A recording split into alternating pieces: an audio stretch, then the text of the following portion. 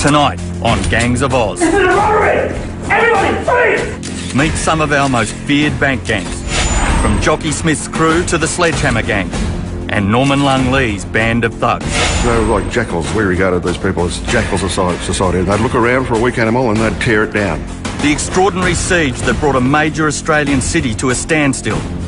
The gunman points the gun at me and just said, "Piss off or I'll fucking shoot you." Tonight, the real story is told exclusively by those at the centre of the drama. He got to the stage where he just said, "Right, we're going." Realistically, nothing was under control.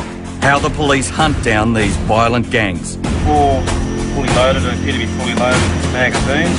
And for the first time, one bank robber tells what it's really like to do business at the point of a gun. You don't feel scared, you feel good, everything it was moving in kind of slow motion.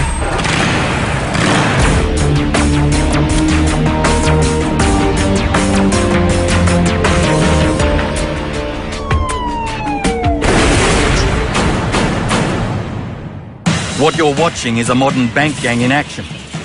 An overnight smash and grab. It's dangerous stuff, the stakes are high, and the adrenaline is pumping. These gangs risk their lives every time they pull off a job, and all for a payday they haven't earned. It's always been the same. The ram raiders of the 21st century aren't so very different to their gun-toting predecessors. From Ned Kelly to Edward Jockey Smith.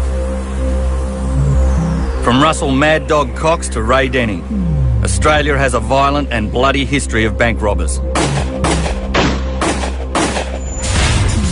Some gangs would pull off 2 or more hold-ups in a single day. One of our most audacious bank robbers was Hacky Adahan. You might not recognise the name, but if you were in Sydney in the summer of '87, you'll almost certainly remember the chaos he caused.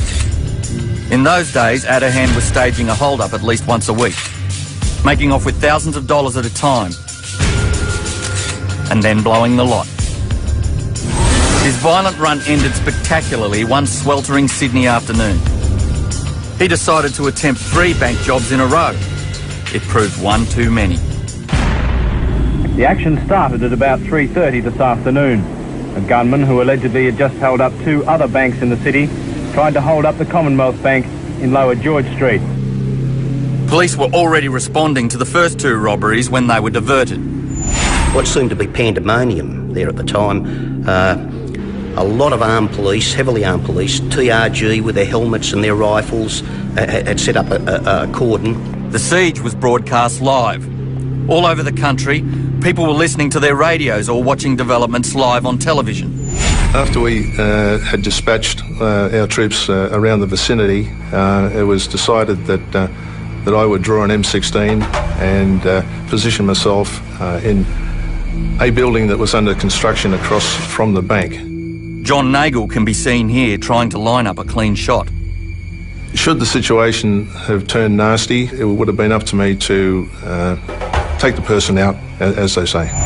Adahan was trapped and desperate, and he had dozens of hostages. Every terrifying moment was played out in front of the cameras. Police snipers took up strategic positions in high buildings, looking into the bank. The whole block was closed off. The teller that day was Jeff Finlay. Jeff has never before spoken in detail about what happened. It was only a matter of minutes before you could see police lining up on the exterior of the building, on the hoardings of the building site across the road. With the bank full of hostages, the police weren't about to make any sudden moves. Some time later, 4 women hostages were released from the bank, one of them 6 months pregnant, the bank's accountant. 2 of the women were taken to hospital and treated for shock. The police were trying to negotiate with him and trying to have him release people. He initially released the customers that were in the branch. He let them go, and after a period of time, he let the female staff go and just kept the male personnel as his hostages. What happened next was straight out of a Hollywood movie. The attitude of the gunman Adahan was that he'd had enough. He wasn't going to negotiate with them at all. And eventually he got to the stage where he just said, "Right, we're going." Then at 5:27, about 2 hours after the drama started, the move at last was made. But it wasn't the police who made it, it was the gunman. A caller came over the radio that there was a movement inside the bank. The next thing, he just came straight out the door with the hostages around him and a jumper or a carding or something over his head and a gun pointing to the back of one of the hostages' heads. Adahan had instructed us to encircle him and for each of us to put a hand on his head, so there was at least some confusion. That's Jeff Findlay at the back of the group. The heavily armed police swarmed in, but held their fire. Sydney had never experienced anything like it, and police had no idea how to deal with the situation. The gunman and the hostages were moving quite slowly, but there was hectic movement with people in the background. And not only were the police trying to keep pedestrians out of the way and move traffic, we then had emergency services and we had the media arriving in hordes. So there was almost a traffic jam with pedestrians heading one way and media heading the other. With his gun still pointed at his hostages' heads, the gunman kept casually going up Pitt Street. We walked down the lane. There was a TV cameraman that was on the right-hand side, camera rolling. Adahan decided that the camera was no good, so he kicked that over. We just kept walking down the lane. As we walked down the lane and then progressively up Pitt Street, the police kept clearing everybody out of their cars, told them to lock it, and effectively just get out of the way. There was no containment whatsoever. Adahan quickly commandeered a car. The unthinkable had happened. The gunman and his hostages were mobile. The police weren't letting him out of their sight, and neither was the media. I don't know what I was thinking. I was armed with a notebook and a pen, and I started jogging beside the hostage car, trying to get a quote from somebody. The windows were open, and I said something like, you know, are you guys all right in there? What's happening in there? And next thing I know, the gunman points the gun at me and just said, piss off or I'll fucking shoot you. Well, that brought me back to reality, I can tell you, and I just hit the deck. And I thought, my goodness, what the hell am I doing? When the car drove off, the offender, Adahan, he was sitting on the console. The bank manager was in the driver's seat driving, and there was a fairly big fellow sitting in the front passenger seat. I was sitting on the bucket seat on the passenger side, in the same seat as Adahan himself, so we shared that bucket seat. He's in the car, he's got hostages, he's got the gun. Wait and wait to see what he does. And so began Sydney's version of Dog Day afternoon. I jumped into a police vehicle and we got directly behind his vehicle. I had no idea where he was going, and I don't know if he had any idea where he was going at the time. By now, the police force had swelled to more than 30 vehicles, including the Tactical Response Group, the Special Weapons Squad, the Dog Squad and Pol Air. I've never came across a situation like this before, where the scenario started to become mobile. Never before and never since. So we just sort of followed him probably 10, 15 feet back, close enough that we could see what was going on. Didn't want to get too close and spook him and make him do something silly, because like at that stage he's got 5 hostages in the car, and we know he's got a handgun. We also knew that he had a sawn-off rifle that he used to use in his hold-ups. So he pretty much had firepower in the car that was of a concern to us. We just couldn't take the chance on doing anything out of hand that might have triggered him to do something that could have been fatal. As Adahan cruised around the city, the chase began to resemble more of a ticker-tape parade. Realistically, nothing was under control. People were hanging over balconies and waving. It was madness. Here we had a rolling siege, a moving siege. We had police cars, we had media cars, we had choppers in the sky.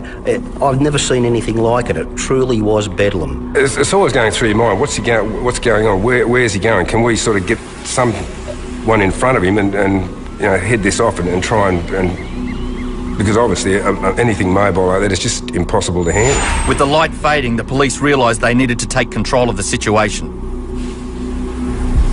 There was a lift bridge directly ahead. That gave the police an idea.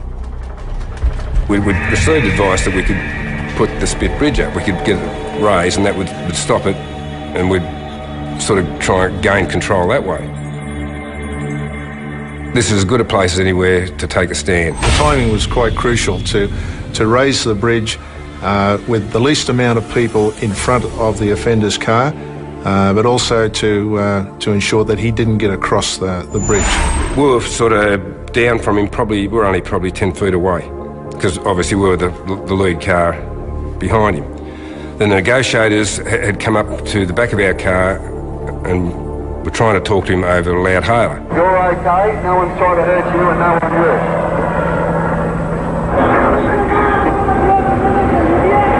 Yeah, he just leaned out of the car and said, "What, you think I'm fucking stupid? You just want me to give up? You want this all to be over?" And of course the negotiator said, "Yeah, well, we do. We want everybody to come out of this alive." And he just, "No, fuck you." Instructed Graham Stewart to do a U-turn over the median strip. He's obviously just shouting instructions at this stage, and they weren't very sensible. We decided, once he stops again, that's it. We're out and we're going to get up on that car before he has a chance to do anything else. There was scurrying going on everywhere. We again tucked in behind the guy, and a couple of 100 yards up the hill, we contained that vehicle in yet another spot. He was at his wit's end because if he got caught, he had plenty more to answer for. So you had to realise that the danger was there if he went over the top. Obviously the plan was for the negotiators to talk to him, and then he would surrender, but he wasn't playing to the script, unfortunately. So we just, for want of a better word, we pretty much just reacted. Coming up, the Atahan siege comes to a shocking and bloody conclusion. Crazed bank robber Hacky Atahan is holding 5 hostages in a car. He's surrounded by police and he's desperate. Having stopped the vehicle, I got out of the police vehicle and was able to take up a position behind the rear window of the offending car. Steve Canellis was calling on the offender to drop his weapon and give up. Give it up! We really did have a Mexican standoff, and we're waiting for that magic moment where something changes, circumstances that allows us to try and take the upper hand. Stop! It's over now, Atahan. I saw the offender's hand move. Give it up! Ah! He made no indication, no warnings, no threats about what he intended to do. He just quickly whipped the gun hand from the bank manager's head and fired in the direction of Steve Canellis. At that point in time, the terms of engagement changed. Any hope of negotiation vanished the moment Atahan pulled the trigger. And within a split second, both Steve Packer and I fired upon the offender. Come on, get out! Come on, go! Get out! Out! When I took the shot, I was 5 or 6 feet. Wasn't very far at all. The tricky part was shooting between the heads within the back seat. Steve Packer shot him through the temple and I shot him through the neck. It was very, very fast in the whole scenario at the end of it. It did not last very long at all. Gunman 35-year-old Hacky Atahan, unemployed of Manly, lay dead in the gutter. There could have been a whole range of things that might have happened. I think we were lucky in that we knew what we needed to do in that sort of situation. I think we were lucky that we had a reasonably level-headed group of people that were involved in it. The end situation was that we felt it best to do what we were told and leave it for the police to do their job. In the end, the police did their job and finished the situation on the spit. There could have been quite a few more bodies had things turned out differently and had the police not done what they did. Detective Steve Canellis of the Armed Hold-Up Squad and 2 of the hostages were rushed to hospital. Canellis had been shot between the eyes and the bridge of his nose. The bullet travelled through his throat and into his chest before fragmenting. Steve Canellis must be the luckiest man alive. Shot in the head and still here to tell the tale. The bullet struck me there, and it's according to what the doctor said, it's gone through and it's missed everything of importance on the way through. It's just nicked the back of my skull and travelled down the back of my throat, and it's now there, it's lodged intact in one piece, just under my collarbone. People don't sustain injuries like that and get shot like that where I shot and normally live to tell the story. You had hostages, you had gunshots, you had hostages' families seeing members of their family live on television actually being taken hostage. No, I've never seen anything like it since. In one afternoon, this man had turned Sydney upside down and turned a summer's afternoon into an international incident.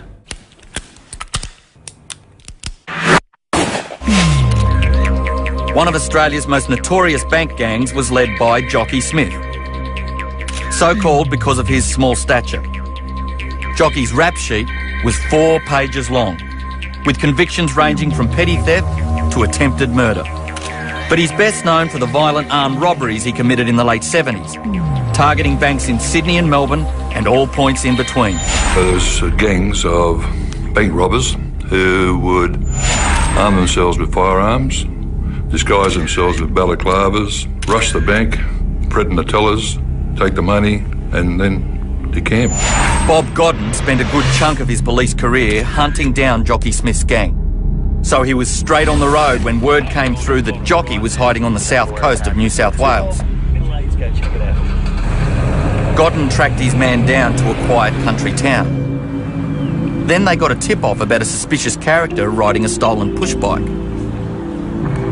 We saw this person on a push bike, middle-aged person on a push bike, travelling on the footpath in the opposite direction.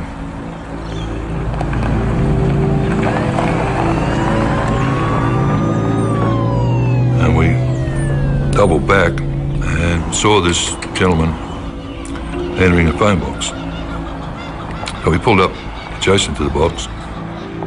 That routine stop was about to become a life and death struggle. Had we known it was Smith that was in the phone box, we would have approached that phone box with shotguns. Mate, phone's not working. Police, mate. What's your name? He gave me why. He wants that. Got the ID on you, haven't When Godden was within arm's length, Smith pulled a gun and pressed it into his stomach. And as Smith was pulling the trigger, the hammer was coming back a little way, but couldn't go back to a full cock because this part of my hand was stopping the hammer from going full cock. That's it. Bob Godden's life was only saved by an incredible stroke of luck. Had he fired, in all probability I would have been dead. Smith was sent to jail for 14 years. I suppose you could put him in the same category as a lot of, bushrangers, from earlier on. They lived a violent life and were ruled by the gun. Jockey Smith served his time, but he clearly didn't learn his lesson. Soon after he was released, he pulled a gun on another cop. This time, though, the policeman was armed. Jockey was shot dead. Next on Gangs of Oz, meet Australia's smartest bank robber. Just how much cash did he really get away with? A 30-year-old mystery finally answered. Most bank gangs steal several $1,000s at a time, a fair return for a dishonest day's work. But for a schemer like Michael Hurley, it was chicken feed. Hurley and his gang pulled off what many believe was the country's biggest bank robbery in 1988. It's certainly one of our biggest mysteries. Up until tonight, no one in the criminal community has breathed a word about just how much was stolen. The target was the National Australia Bank in Sydney's Chinatown.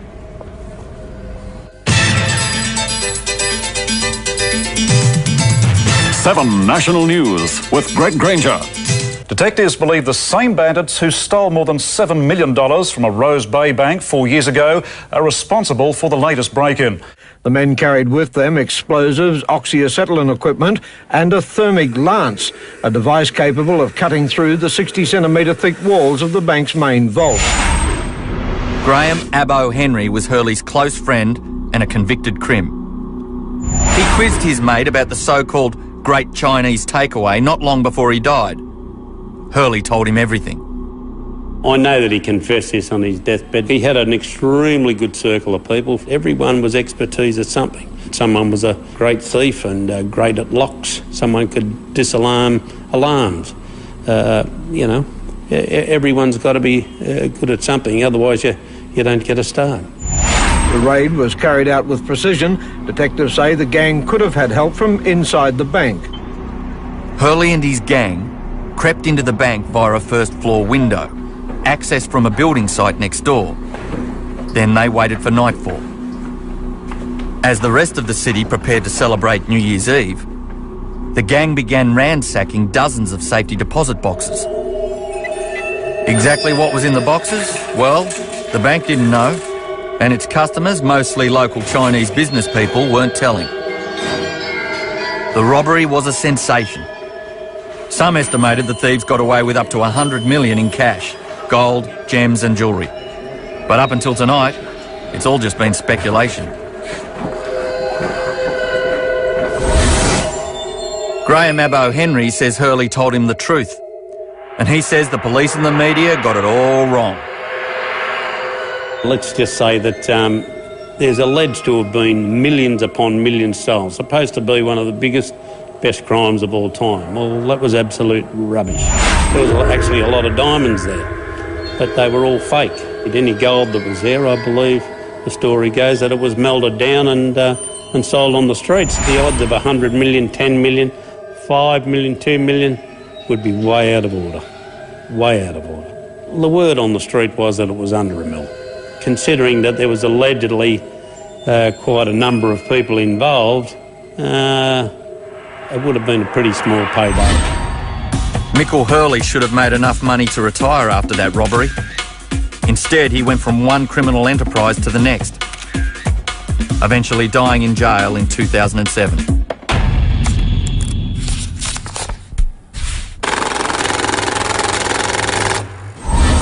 Back in the 80s, joining a gang could be a lucrative career option.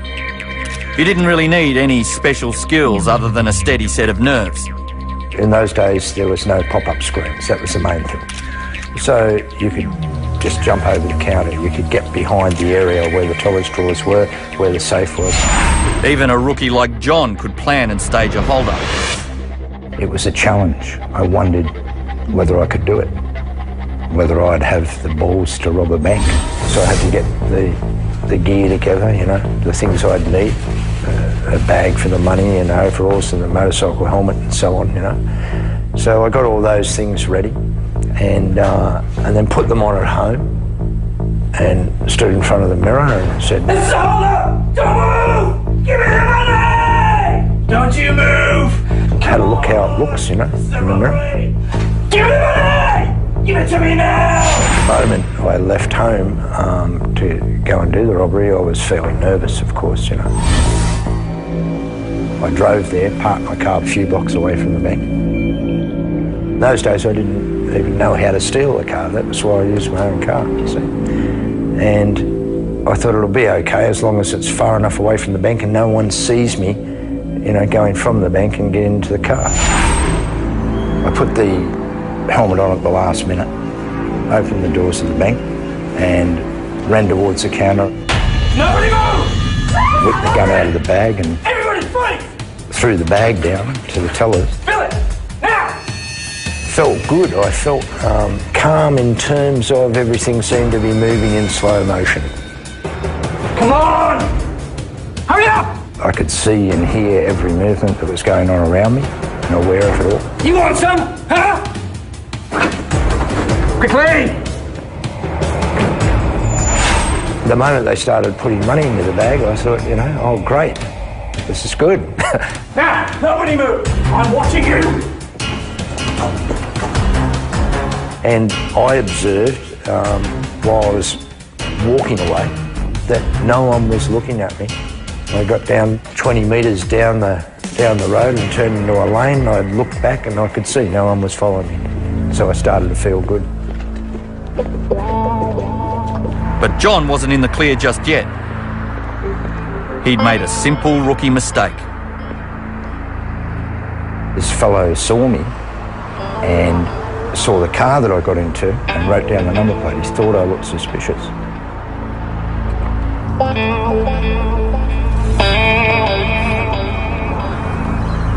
It was just unlucky. No one else thought so. Just this one fellow. And that was how I was caught. Up next on Gangs of Oz, how getting arrested made John a better bank robber. I wasn't nervous during the robberies. I was calm In fact, I enjoyed it. And the feared Sledgehammer Gang. It's a whole package of viciousness, threats, weaponry. How one simple mistake brought a couple of career criminals undone. The 1980s were boom times for gangs planning the big heist. Back then, banks were pretty soft targets.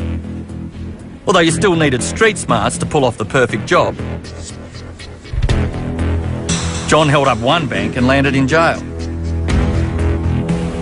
Still, that single botched robbery ended up being his big break. Prison was just what this bandit in training needed. When John got out, he was 4 years older and a whole lot smarter. From being in prison, I knew all the little traps. I knew where the alarms were in the bank from other prisoners telling me, teaching me those things. I knew about the boxes from other prisoners. I knew about dye bombs, bundles of notes. Prison really is a college of knowledge where you can learn virtually anything you want to know. The prison's mentoring program taught John that all he needed was a toy gun to stage an armed robbery. Over the next 6 months, he successfully held up more than a dozen banks. All I was doing was showing a note on a small piece of paper. Originally, I wrote that out at home, and I wrote, "Have a gun, give me the money." I never once took the gun out and pointed it at anybody.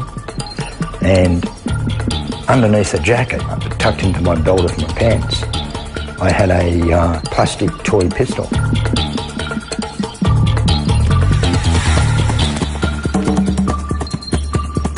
I wasn't nervous during the robberies. I was calm. In fact, I enjoyed it. John got away with around $15,000 every time he hit a bank. Over the course of his career, he probably got away with more than $100,000. Nowadays, though, he walks the straight and narrow. Looking back, I'm glad that I never hurt anybody. I'm glad I never tried to terrorise anybody by, pointing a gun down their face or something. I didn't do any of that. While John was gently relieving tellers of their cash, one Victorian gang was taking an entirely different approach to bank robbery.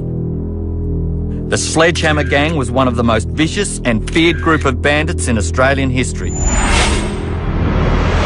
Their basic theme in those days, what they would come into a bank, generally late afternoon, bring with them a sledgehammer, which was used to bash open the manager's door.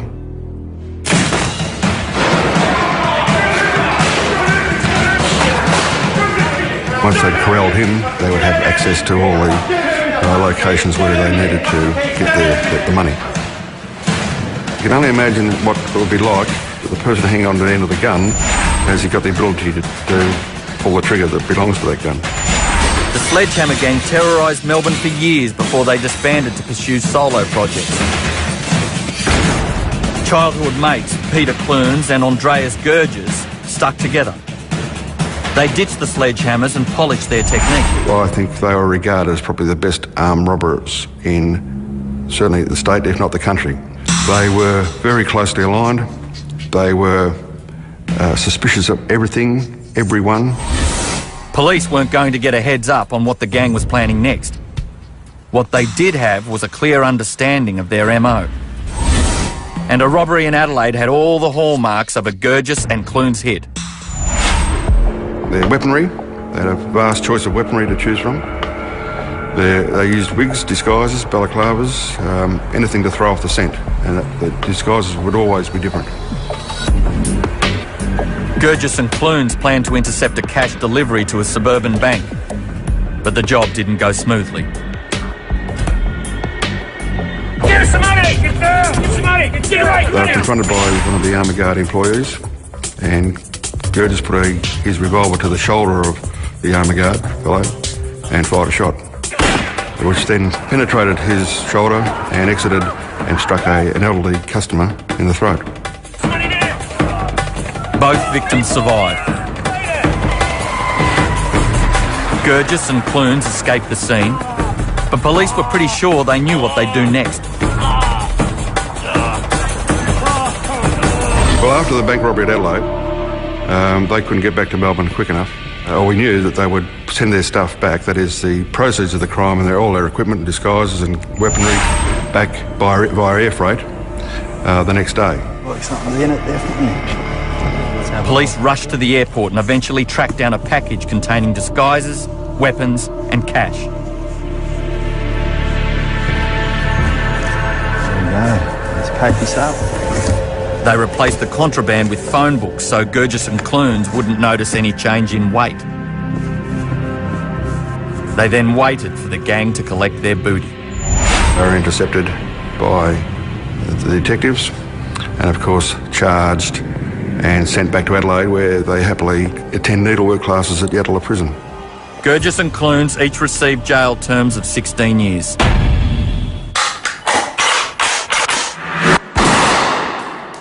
Armour Guard vans were becoming increasingly popular targets among the gangs.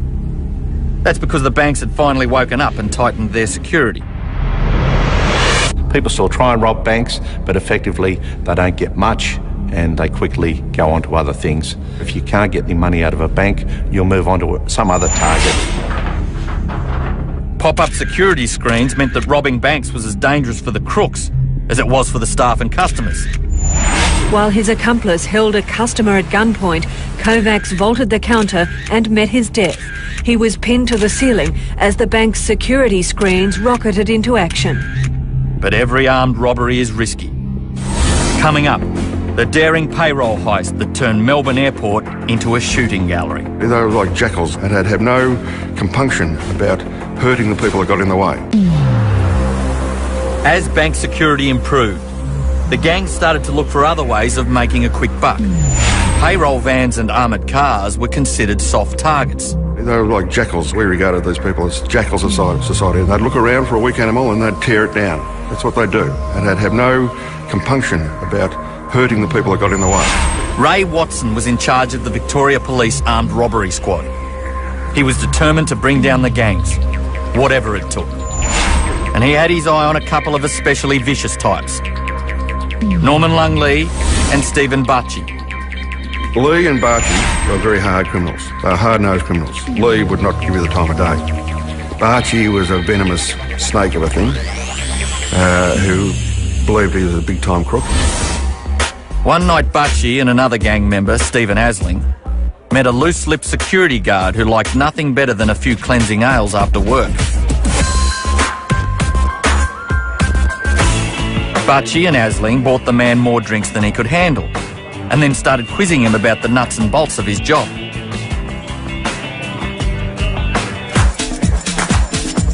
It was then when he mentioned the money that went to the airport on a regular basis of fairly large denominations that pricked their ears up. Police watched closely as the gang laid the groundwork for their next job. These photos show Bacci and Asling casing their target, Melbourne Airport. They were obviously planning some type of armed robbery. It was obvious. You'd have to be blind Freddy to not understand what they were up to. When the big day arrived, Ray Watson immediately called in the Special Operations Group. We watched the Armour Guard truck pull up outside the Ansett Air Freight Terminal. We watched two guards get out of the truck with their red vinyl bags, which had over $1 million in it.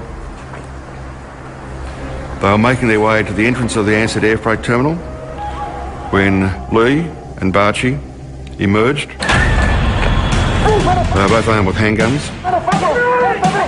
They were both disguised, wearing various forms of masks. Lee wore a Michael Jackson mask. Bacci was disguised as Madonna. I imagine the feeling of euphoria as they're running back to the car with this multi-million dollars of cash, untraceable. When the police made their move, the getaway driver, Asling, panicked and stepped on the gas. There was an exchange of gunshots.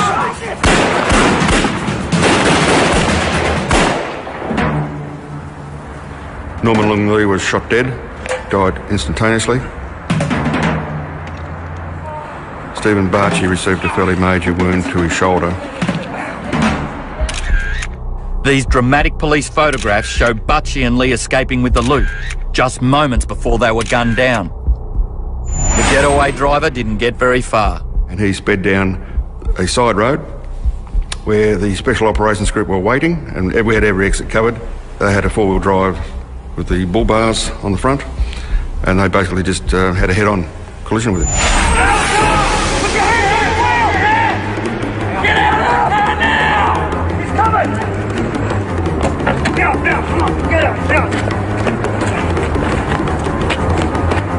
Butchie finally recovered, but both he and his co-offender Asling went to jail for a very long time.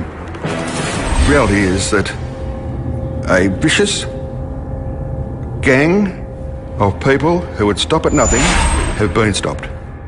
From about 150 bank robberies a year in the 1980s, Ray Watson says the armed hold-up squad has cut that number to about 20. It's a classic example of the good guys winning over the bad guys, as I said.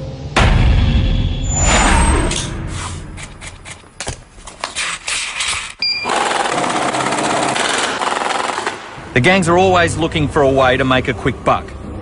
And those modern-day money boxes called ATMs are especially tempting.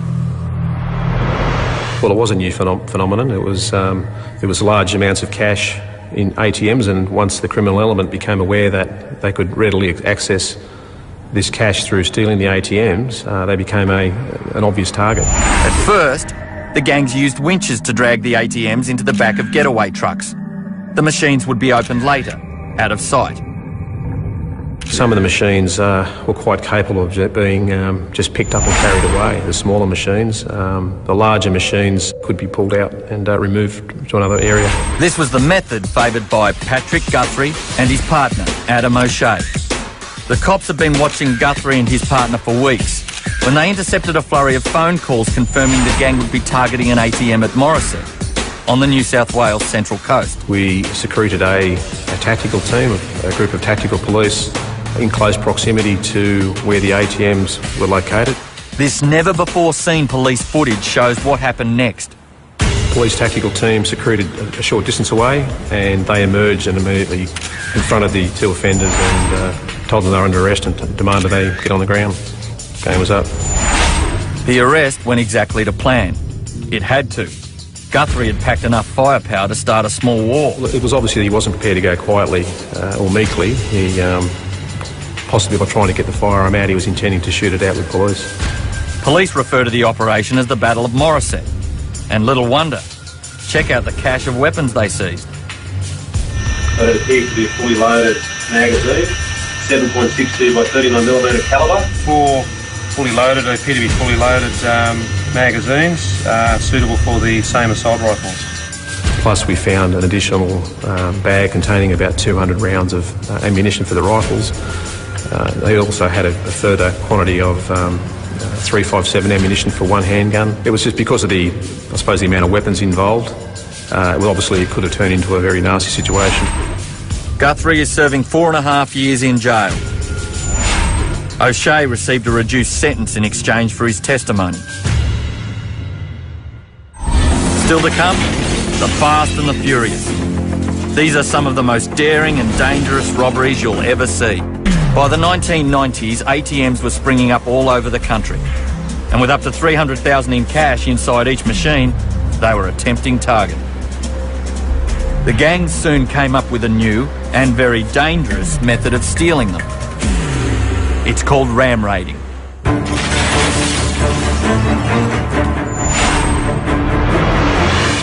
They were usually small freestanding ATMs that could be accessed by motor vehicles. The gangs were using four-wheel drives or larger vehicles to knock the machines over, and then they were lifted up and carried away in a secondary van. In 1990, there were around 4,500 ATMs in Australia. By 2004, there were 21,000. The number of ram raids skyrocketed. Police in Sydney were dealing with more than one a week. Mid-2005, there had been an escalation of attacks on ATMs in the Sydney metropolitan area involving motor vehicles ramming freestanding ATMs. In that time, over 40 separate gangs were investigated. The gangs became increasingly brazen. Here a large four-wheel drive rams through the front door of a major shopping complex, a larger vehicle trailing behind. The robbery is carried out like a military operation. In some instances, the gangs, to access the target machines, would breach a shopping centre and drive up to 100 metres into a mall to access a vulnerable machine. Basically, you'd have anywhere between 3 to 4 or 5 males lifting the freestanding ATMs up and placing them into a van. Sophisticated new alarm systems alert police the moment an ATM is attacked. That stopped the ram raiders in their tracks. But the gangs are always honing their craft. And nowadays they've taken to pumping ATMs with gas and blowing them out of bank walls.